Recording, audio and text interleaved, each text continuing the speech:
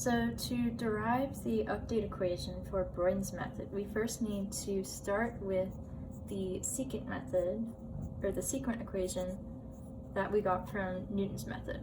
We have the Jacobian, which is the sensitivity of the function, with the change in x times delta x will give us the change in our function.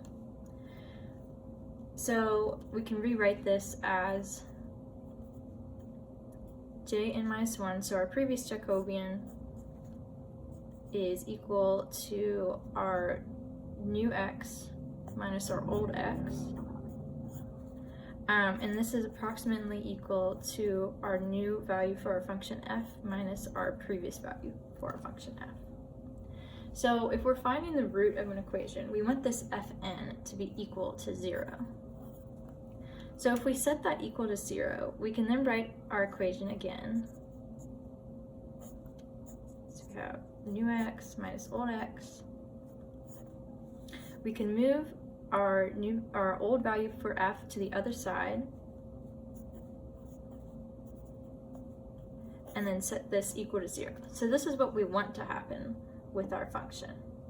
But for our first iteration of our function, so for our first guess, this is probably not what's going to happen. Instead, what we're going to get is this equation, so our old x minus our new x plus our previous value for f is actually going to be equal to that new value of f. So we can take these two equations and subtract them from one another.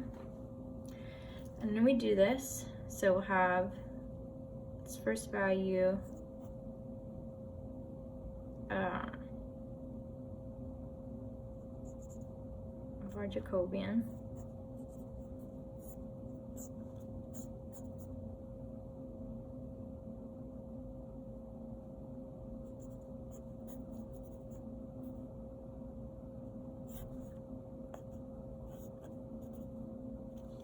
So I'm sorry, this should be j of n.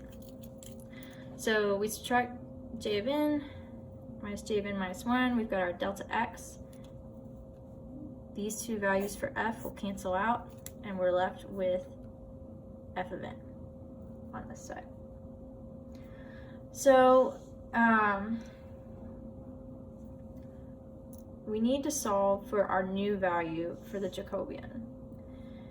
And to do this, we can remember that if we take a vector y that is perpendicular to the direction x, then if we take that vector and multiply it by delta x,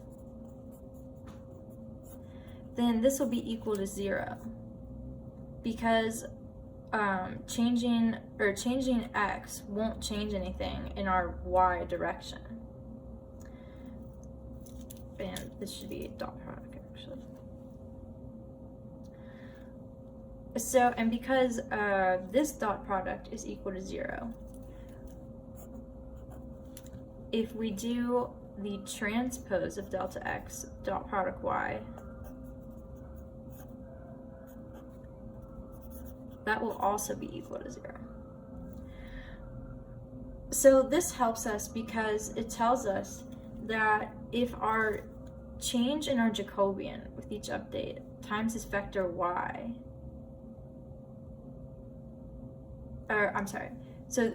this tells us that when we take this Jacobian,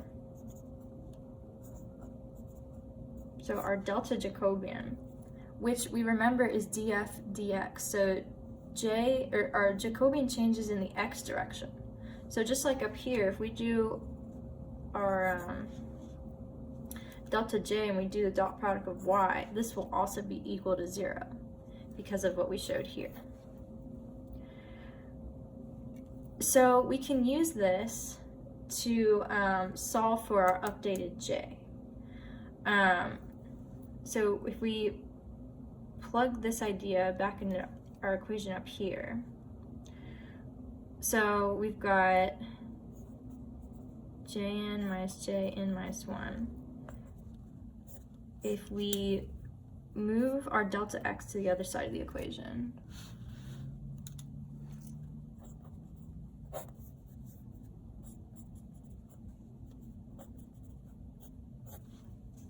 So we've got that. And then to make sure that the rows and columns of our matrices line up, we'll multiply the top and bottom by this transpose of delta x.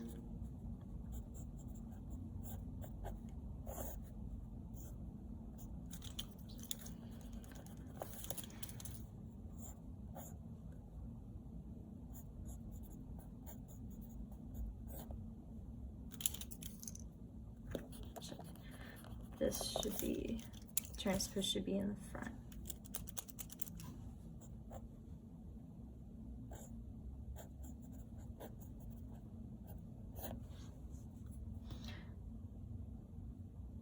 So then we can rewrite this equation. Instead of having our final f times the transpose of delta x, we can rewrite this as, using our sequent equation, delta f will be equal to negative, the negative of our previous Jacobian times delta x.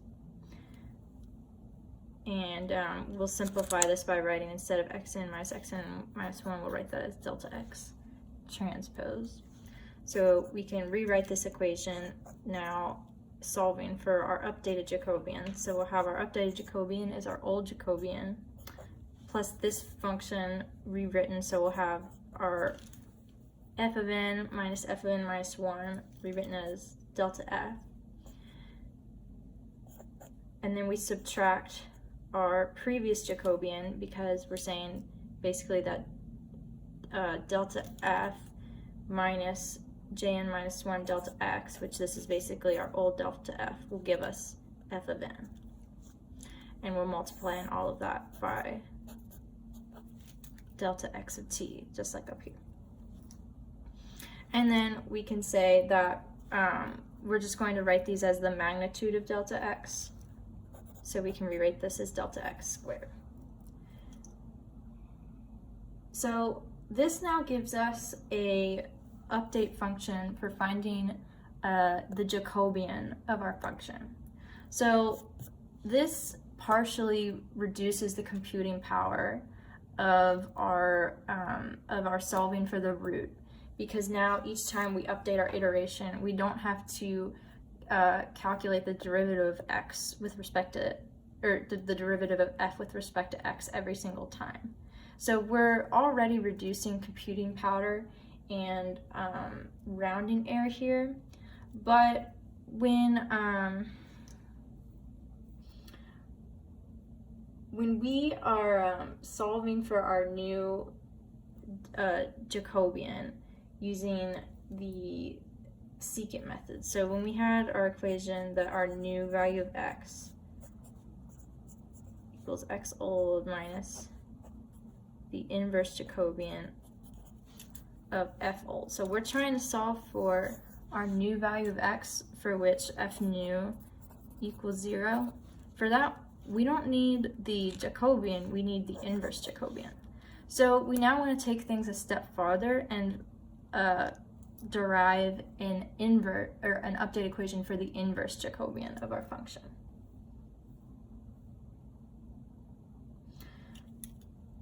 So in order to do that, we're going to derive an equation for recalculating the inverse Jacobian using the Sherwood-Morrison formula.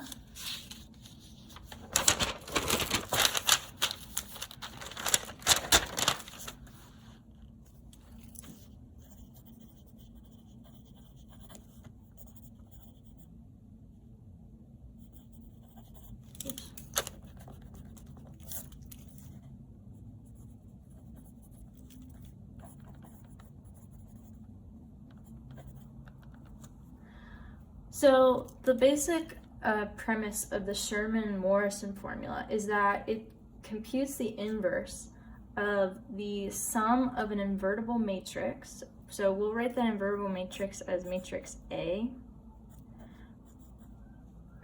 plus the outer product of vectors u and v. So if you have a matrix A plus this outer product, and you're trying to find the inverse of this sum right here. This updated inverse will be the sum of your previous inverse of your matrix A minus the inverse of your matrix times your outer product, or the transpose of that. No, just the outer product of UV times the inverse of your matrix all over 1 plus transpose of V times the inverse of your matrix times U. So we want to now apply this generalized formula to solving for the inverse Jacobian of our function. So to do this, we'll make the value for U in this case equal to this section of our update function.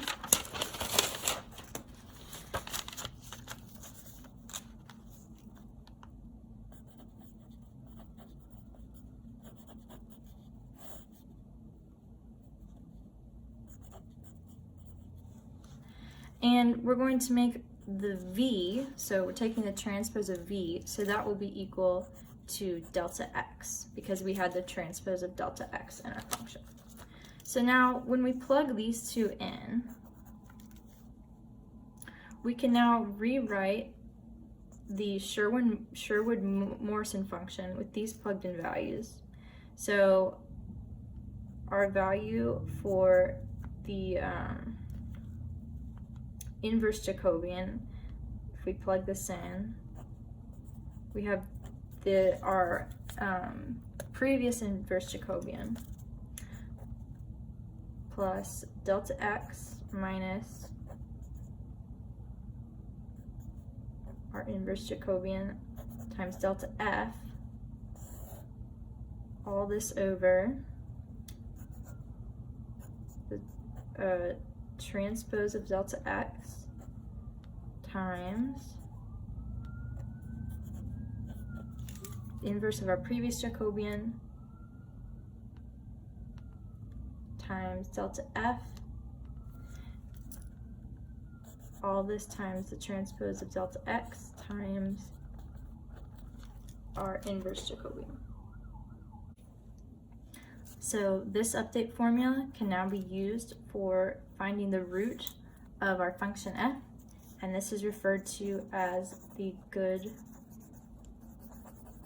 Broyden's method. So we can use this for solving systems of many equations without having to recalculate our Jacobian or our inverse Jacobian with each iteration.